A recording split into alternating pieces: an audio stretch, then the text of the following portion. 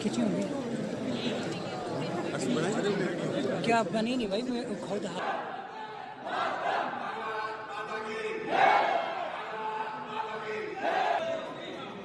हमारे साथ इस वक्त विदेश मामलों के जानकार डॉक्टर राम श्रीवास्तव जी इस वक्त हमारे साथ जुड़ चुके हैं। बहुत स्वागत है सर आपका।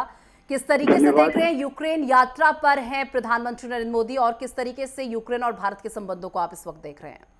देखिए, हमारे जो विदेश मंत्रालय है उसने अभी एक टीप जारी की है। वो उन्होंने बताया है कि हमारे प्रधानमंत्री की यूक्रेन की यात्रा ये एक हिस्टोरिकल माइलस्टोन सिद्ध होने जा रही है। अभी हिस्टोरिकल माइलस्टोन इसलिए ऐतिहासिक जो एक मील का पत्थर बनने जा रही है, उसका कारण ये है कि इस समय मोदी जी का भारत में रहना ज्यादा जरूरी था, क्योंकि JNK में वहाँ चुनाव की गतिविधियां चालू हो गई हैं और कोई भी प्रधानमंत्री रेल में 10 घंटे जाने 10 घंटे आने 20 घंटे की अगर सफर करता है तो इसका मतलब ये बहुत अधिक महत्वपूर्ण काम ये है। निश्चित रूप से अभी कुछ दिन पहले जब हमारे प्रधानमंत्री प्रेसिडेंट पुतिन से मिले थे मॉस्को में, तब भी उन्होंने स्पष्ट शब्दों में कहा था कि आज के युग में युद्ध से कोई समाधान नहीं हो सकता, डिप्लोमेसी और डायलॉग से बात करना होगी। और मुझे ऐसा लगता है, मेरा व्यक्तिगत विचार है कि इस समय क्योंकि राजनाथ सिंह हमारे जो रक्षा मंत्री हैं वो अमेरिका में बैठे हुए हैं और निश्चित रूप से पुतिन का जो संदेश है उसको लेकर यहाँ पर जेलेंस्की के पास ये पहुंचे होंगे। ऐसी कूटनीतिक क्षेत्रों में चर्चा है और ऐसा अनुमान किया जाता है कोई ना कोई रास्ता जरूर निकलेगा और युद्ध विराम का जो अभी अड़चने हैं उसको दूर करने का प्रयास किया जाएगा।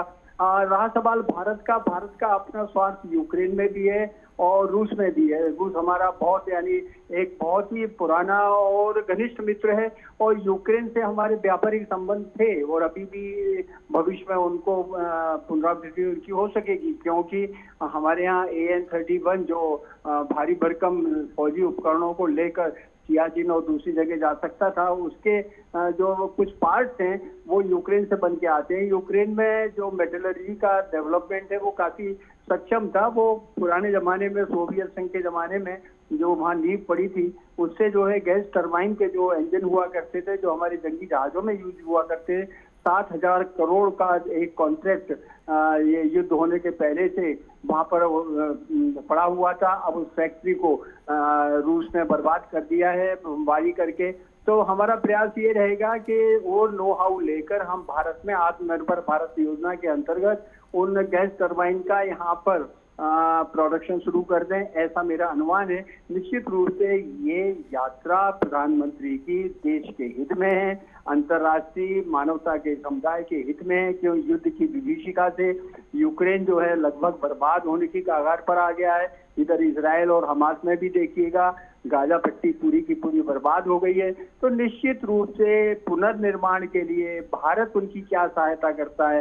प्रधानमंत्री जब भी आते हैं तो वहाँ भारतीय समुदाय इकट्ठा होता है, उसका उत्साह देखा जा सकता है। ना केवल इतना, उनके जो डेलीगेट्स आते हैं उसमें वो उद्योगपति शामिल हैं जिनमें कि पूरी दुनिया में जगह जगह उनके प्लांट्स लगे हुए हैं।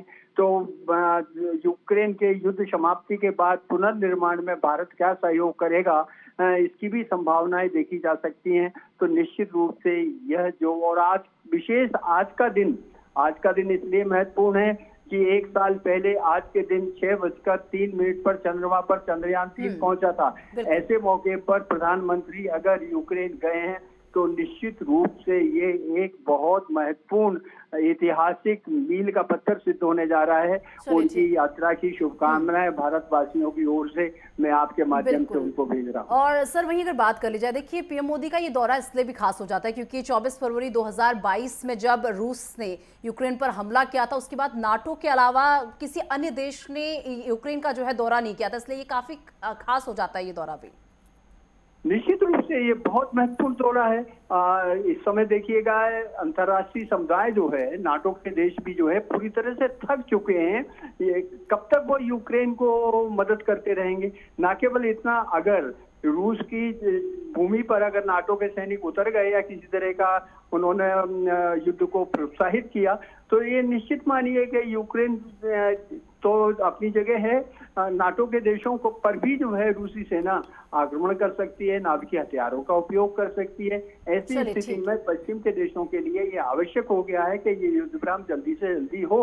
और राष्ट्रवाद जेलेंस्की साहब का, यद्यपि उनका जो अड़ना है अपनी जगह सुनिश्चित है, लेकिन उनको ये चीज समझ में आ रही है कि नवंबर में जो अमेरिका में चुनाव होने वाले हैं उसमें अगर डोनाल्ड ट्रंप जीत कर आ जाते हैं तो अभी हथियारों की जो सप्लाई हो रही है वो रुक जाएगी, और हथियार अगर उनको नहीं मिलेंगे तो निश्चित बात है जेलेंस्की को घुटने टेकने पड़ेंगे और वो युद्ध नहीं लड़ सकते, तब आत्मसमर्पण करना पड़ेगा। उससे बेहतर है इस समय मोदी जी का उपयोग करके, जिनको की पश्चिम का ब्लॉक भी जानता है, अच्छी तरह जानता है, विश्वास है उन पर, और पूर्वी ब्लॉक रूस और सभी लोग उनको अच्छी तरह से इज्जत करते हैं, उनके डायलॉग हैं, अच्छी मित्रता है।